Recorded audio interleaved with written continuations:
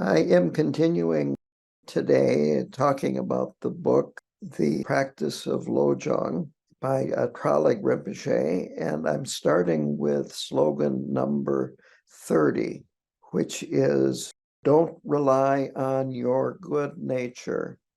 I guess I should preface this by saying this section here, these are slogans in the 6th point of mind training, and they're about commitments that we have to take if we're going to practice mind training properly. And here, the commitment, one way to look at this commitment is don't be too accepting of your shortcomings. There are other interpretations of this.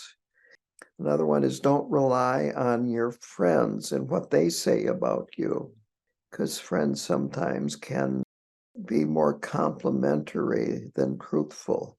Another interpretation of this slogan is once you've made up your mind to do something, stick to that course of action. Don't keep waffling and changing your mind.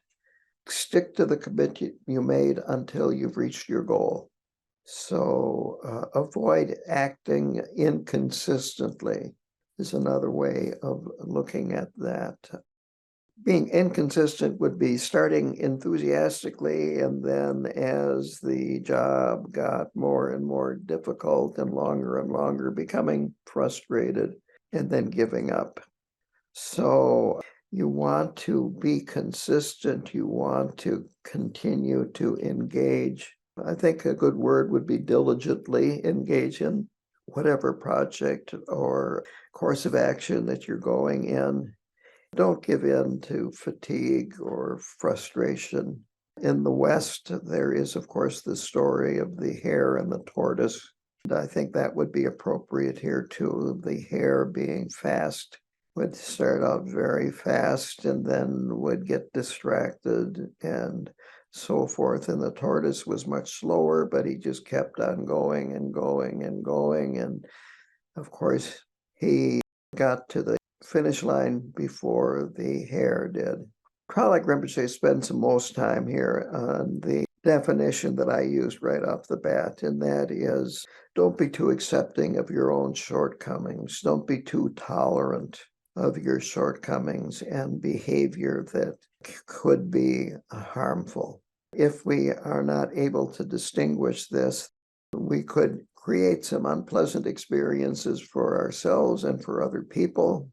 We can become too comfortable and too sloppy, too lazy, and gradually our commitment to mind training in general deteriorates, and perhaps you become off course or you just drop mind training entirely. Tralik Rinpoche uses the word insidious and corroding effect. That's pretty strong language, I would say. So we need to do everything we can to maintain mindfulness and awareness and to avoid self-deception, thinking that we really are doing a much better job of mind training than we really are. What comes to mind is something that Khenpo Karthar Rinpoche said many years ago, and it was very simple. The problem with sentient beings, and I believe he was talking about human sentient beings, is they think their faults are qualities. That seems to me to be appropriate here. We may think that some of our attitudes and behavior patterns are qualities when actually they are faults. We need to recognize resentment and responses that are based on resentment, vengeance, anger, and so forth. Tralik Rinpoche quotes Aryadeva here, quote, "Desire seems like a friend, which is why you do not fear it. But shouldn't people rid themselves of a harmful friend?" Again, be aware of what's going on in your mind, your emotions, how it is affecting your behavior, and root out attitudes and motivations that ultimately are harmful. To finish this out, Tralek Rinpoche says basically blindly showing good-naturedness is one of our most problematic impulses. The next slogan is slogan number 31, and it is don't react on impulse to critical remarks. And the commitment here is to have some self-control of your impulses. And of course, the primary one is anger. Try to have some self-control when anger arises so that you do not just react impulsively and in a way that later on you're going to regret because it's causing problems. We have to back off when we are full of aggression. Tralek Rinpoche talks about how much power our words have. I heard Chagda Tulku Rinpoche once say on a tape that I was listening to of his, he's a Nyingma Lama, words are the blade of the mind. And this is basically what is being said here, that words carry tremendous power, and we project our own meaning on what we hear other people say. And of course, other people project their own meaning on what we say. So our fears, our desire, our expectations color what we hear. And of course, you probably have had this experience yourself. Other people often hear not what you say, but what they want to hear.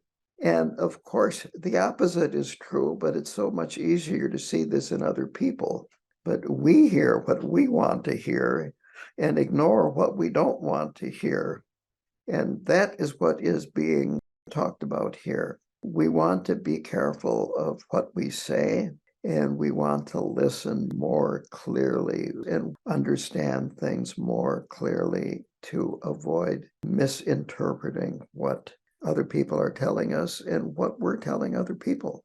Some people can be very sensitive and would not bother most people. This particular type of person might take a slight criticism very seriously and not be able to let go of it. It could be simply maybe a comment referencing weight, but a person that has trouble controlling their weight might take that kind of a comment not as a compliment, but take it in a very harsh manner. The point is to be careful, weigh what you say, and try to avoid going into a downward spiral in conversations with people. I find it interesting that Tralek Rinpoche even mentioned road rage, and he died, I think, about 10 years ago. And now, if you look at all the anger in the world, this is even more important than it was when he said these words. We really have to be careful. And when we're confronted with an angry person, we have to be very careful of how we respond, because if we don't do that very quickly, things can, as they say, go south. Here is a quote from the 37 Practices of the Bodhisattva. Harsh words disturb the minds of others and cause deterioration in a bodhisattva's conduct. Therefore, give up harsh words, which are unpleasant to others. This is the practice of the bodhisattva. Avoid coming to negative conclusions about other people and their remarks. When you start developing negative conclusions, it quickly becomes a habit. If you think about critical remarks that other people make, there are more constructive ways to respond to them, or maybe just not respond at all, or just say, okay, nothing more. Let them think about what the okay means. Or I've even had this in response to something that I have said, that kind of hurts. Then you kind of look in and say, well, what did I say here? What are they hearing? And so on and so forth. But anyway, We want to avoid just blurting out strong reactions and strong impulses and emotions and so forth. Then he also quotes Padma Karpo. This quote is a good way to end this slogan here. When you hear flattery from others, your mood lifts. You spend days and nights engaging in or listening to meaningless gossip. There is an appropriate cause and effect of every action. Shouldn't you become more conscious about what you do? Please turn your mind within and reflect on this. Now, the next slogan, number 32, is don't wait in ambush. The commitment is, again, to let go of anger. Don't wait for another's weakness to surface and then attack them. It's common, whether it be in classical medieval Tibet or right now in the United States, to wait for a foe or an enemy until they are most vulnerable and then attack them. To use strategy to get the upper hand. Of course, there's no forgetting or forgiving or letting go here. It's just holding on until you see a weakness and then you attack. I think these slogans are very, very appropriate for the world today. There is just so much anger, so much fear, so many people attacking each other. An epidemic as far as I'm concerned. So anyway, all of this is very devious and is just completely contrary to the Lojong practices and the spirit of mind training. Here it was a quote referring to Tonglen. If you are cultivating the awakening mind and practicing mind training, there is simply no room for such thoughts. As long as you harbor such vengeful thoughts, including acting out a grudge against others to repay previous harms, it's impossible for giving and taking to arise. It's impossible to do Tonglen. So the best thing that we can do, the most valuable thing that we can do, is to make the most of every day that we are alive, to let go of the past, to live in the present. I like this phrase, exploit the present to its full potential. And the little 10-year-old in me couldn't help but bring up this quote by Ogway in Kung Fu Panda, which is, yesterday is history, tomorrow is a mystery, but today is a gift. That's why it's called the present. So remember, it's the present where we have the ability to change where we're going in the future. We can't change the past. So why spend your time thinking angrily and bitterly about things that have happened in the past and wanting to get even, scheming about ways to undermine someone else, when you could be thinking about the present, thinking of ways that you can benefit other people and as a result benefit yourself. And of course, you're going to feel better. You'll feel better about yourself if you're having positive, kind thoughts. It's very, very simple. In fact, if you wanted to, you could do a little test. Just spend a half hour just thinking vengeful, angry thoughts, and then see how you feel at the end of that half hour. And then maybe another day, spend a half hour just thinking about how grateful you are for all the wonderful things that you've experienced in your life. And then see how you feel. It's pretty obvious when we start thinking that way and can step back from harmful emotions, grudges, and so forth, it becomes very, very clear that this is the way you want to go. Actually, when you are mad at another person, you're giving that person power over your state of mind. Here is a true story that happened to me when I was a prison chaplain. Some of you have heard this before, but I think it's very appropriate here. And so part of my job was to find volunteers to lead religious services for inmates. And there's a list of approved religions by the Wisconsin Department of Corrections. So now it's Sunday, getting towards time for this group of Christian volunteers to come in and lead a Protestant service. And I don't know if it was because of snow, it could easily have been, but they didn't show up. And I had a choice. I could just cancel it, or I could lead the service. I'm a chaplain. I grew up in the Lutheran Church.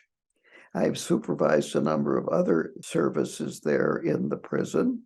So I decided, well, why not just lead a service? I had the inmate praise choir.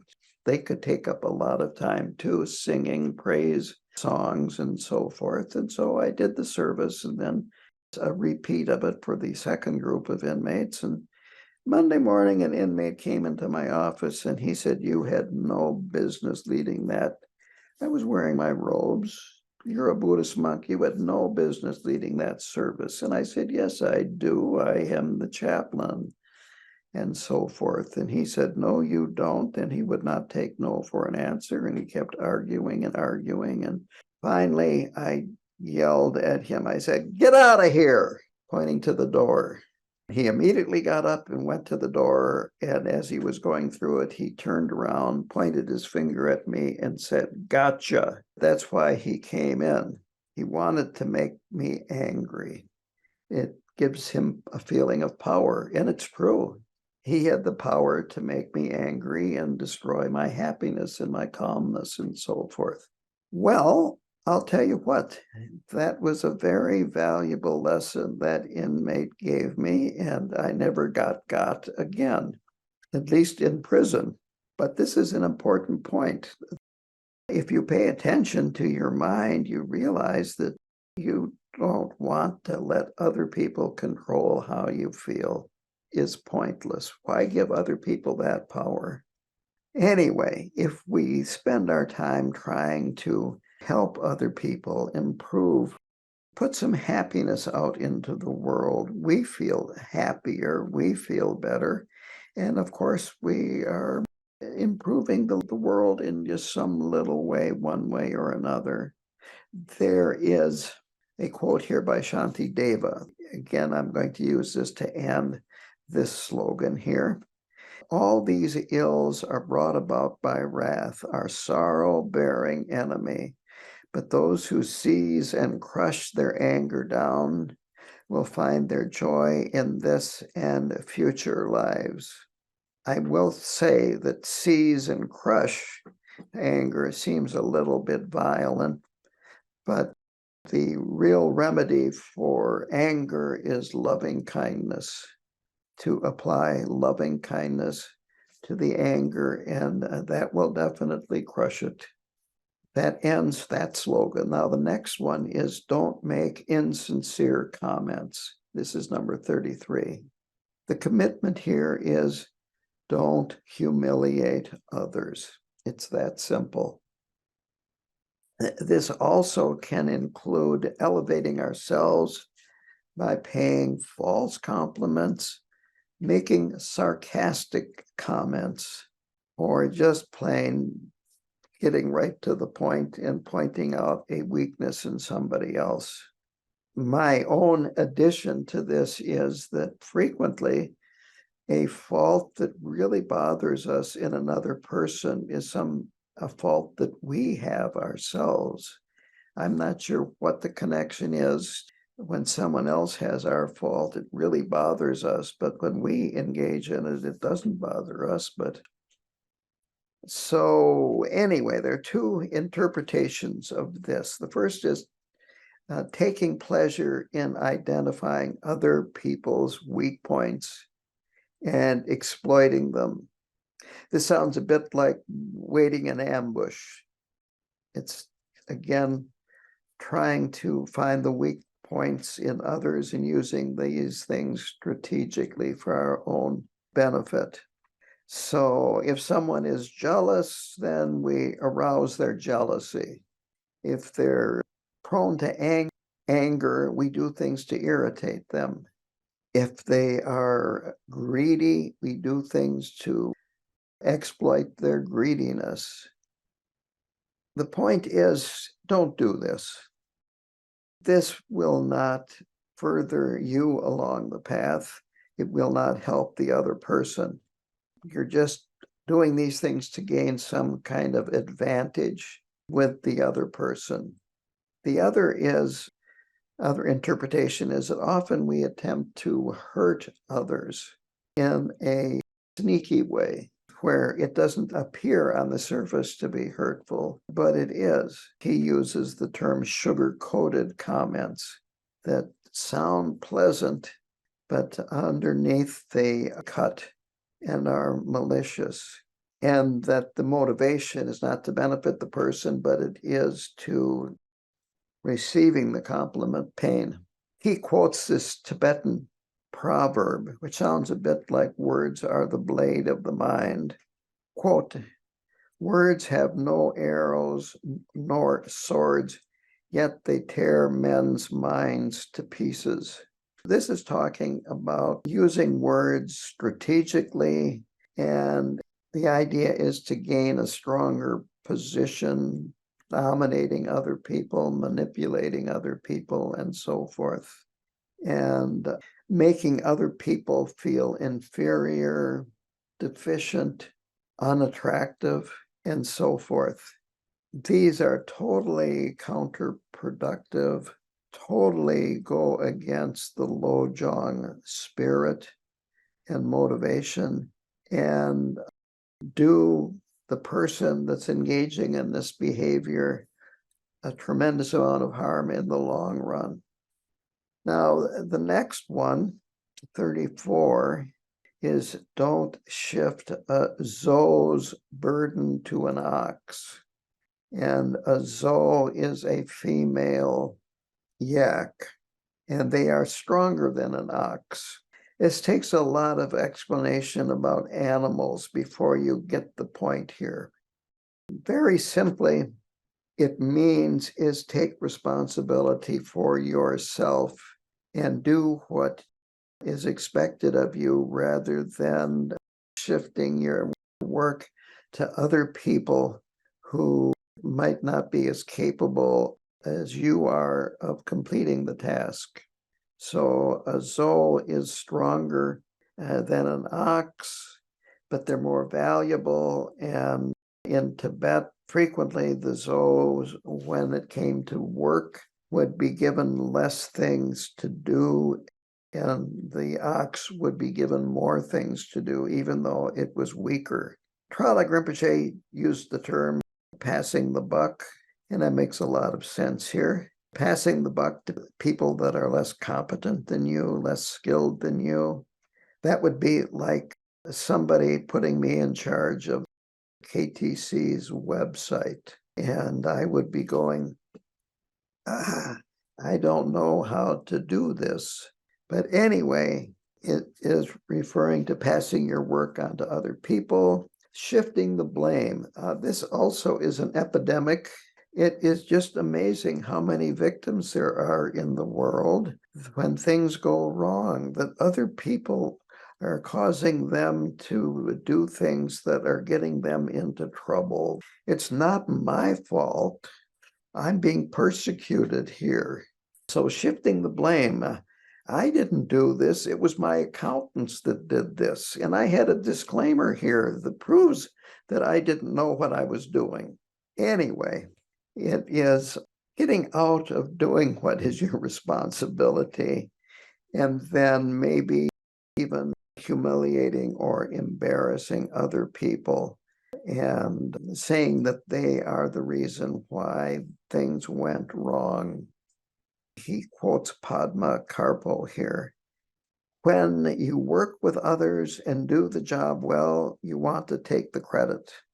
When the work is not well done and people complain, You blame others. You get completely lost in secretive tactics. Isn't your approach underhanded? Please turn your mind within and reflect on this. And the last slight variation on this slogan is to interpret it as applying to the way we evaluate and judge other people. Those that are close to us get treated well. Those that are distant, not so well. And maybe they have to work a little bit harder. So I kind of sum this up with responsibilities, praise, and blame. You get the praise, they get the blame. I think Sunday I'm going to be talking about the 8 worldly dharmas, so I'll get into this more then too. That finishes that slogan. Now is slogan number 35. Don't aim to win, or alternately, don't try to be the fastest. The commitment here is don't compete with others. Tralek Rinpoche felt that the fixations on winning seems to be human nature. It doesn't matter if you're in the West or the East. Winning, trying to be first, or at least not last. And this brings up pride and arrogance, and we try to be better than someone else, maybe not everybody else, but at least someone else we want to be better than. And if we do a little worse than somebody else, then we have resentment, we have envy, jealousy. It gets all very, very complicated very quickly. This is a fixation on winning, a fixation on your ego, a fixation on outperforming, outsmarting, and so forth. And it's harmful to you, and also can harm the people that you are comparing yourself to and trying to do better than them one way or another. Tralek Rinpoche felt that the proper approach is to do things to the best of our ability, or the best of your ability, and feel good about that, having accomplished something to the best of your ability, rather than doing a mediocre job of whatever the task was. Be realistic about what your capabilities are, but try to live up to them. He says that winning is actually an illusory victory, that it's fabricated by our samsaric mind, that it is a confused mind that sees winners and losers. And this brings obstacles and pain, because there will always be people who are richer, more attractive, younger, more intelligent, and so forth. There is no way around this. So keep that in mind. And if this is what you're looking for, it's like having a hole in your heart that you're trying to fill with victories.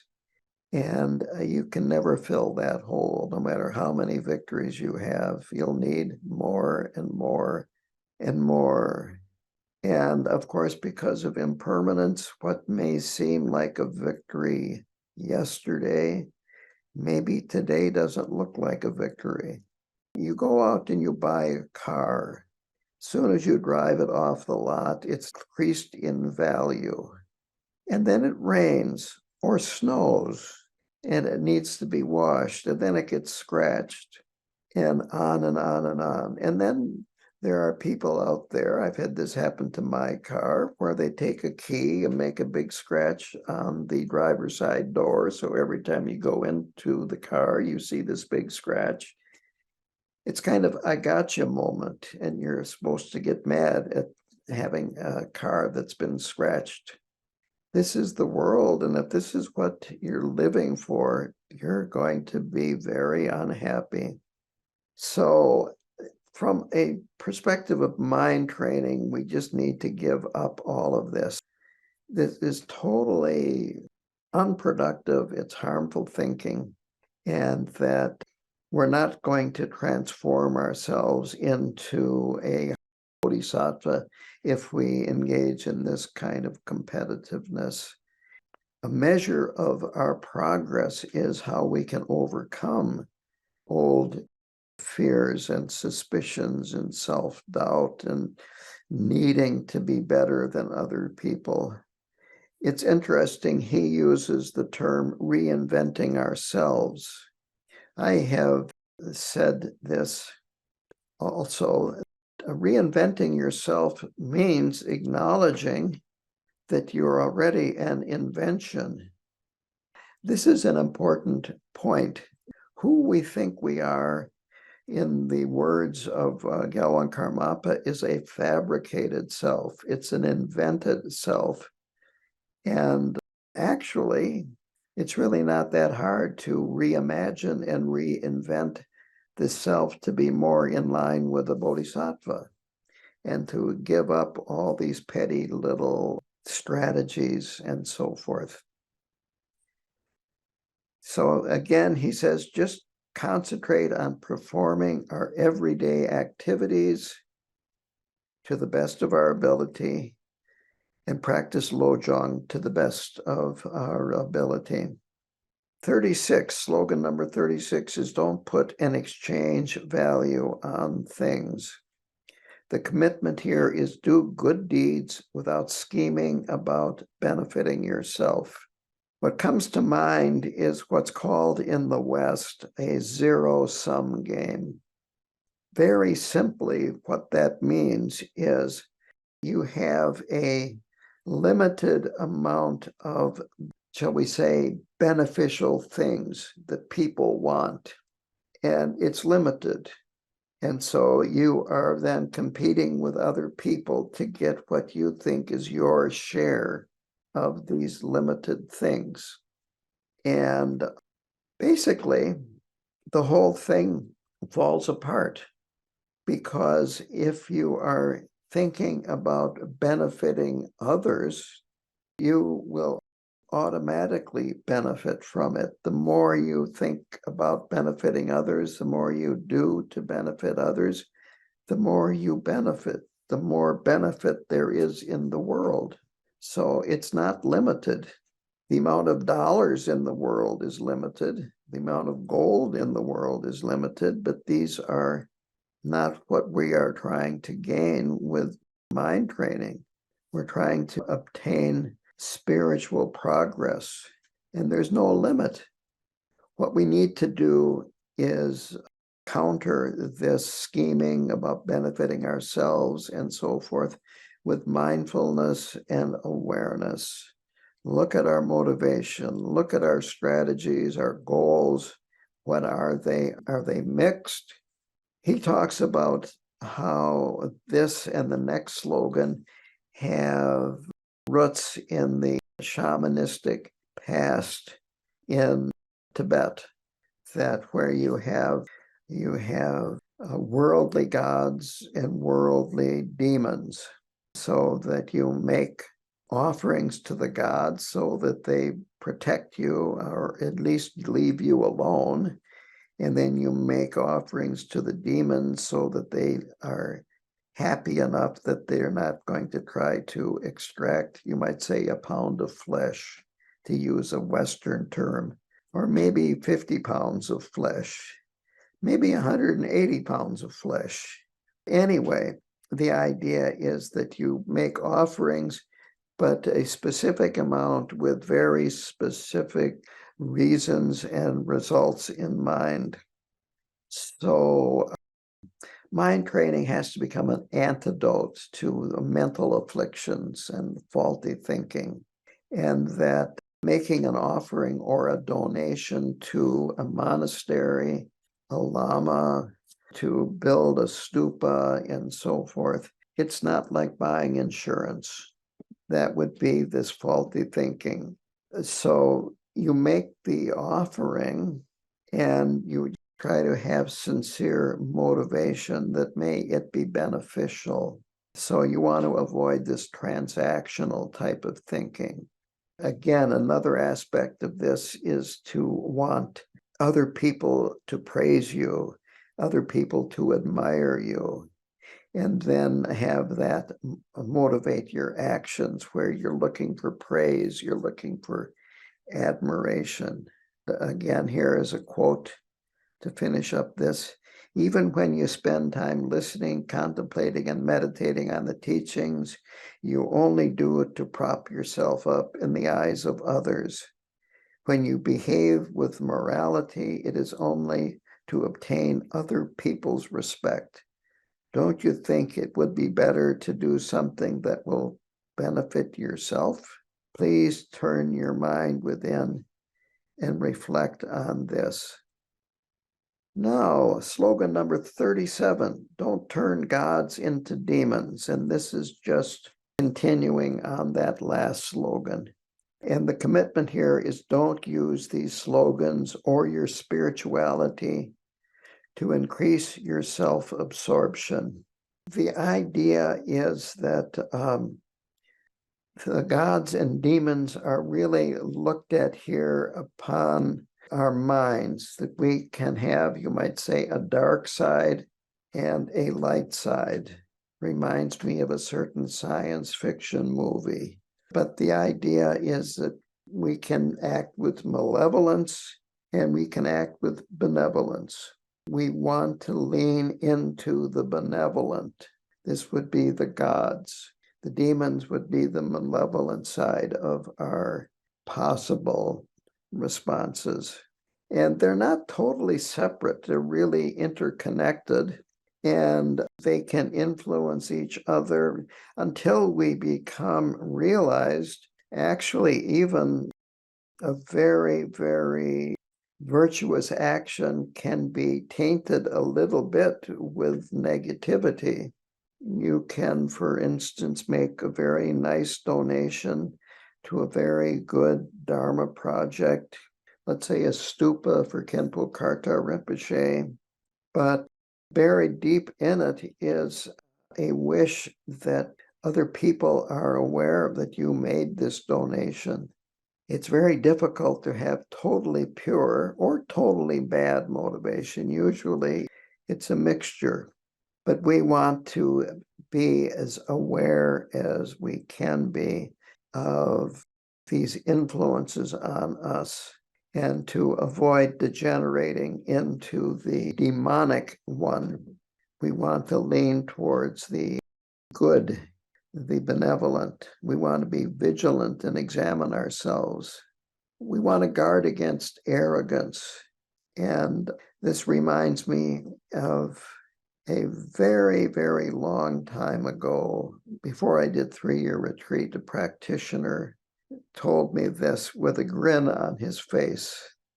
He was being very truthful. He said, I used to be proud that I wasn't arrogant. We can fall into that trap. I'm not arrogant, I'm humble. I'm such a great, humble person. And I want you to know about this too, by the way.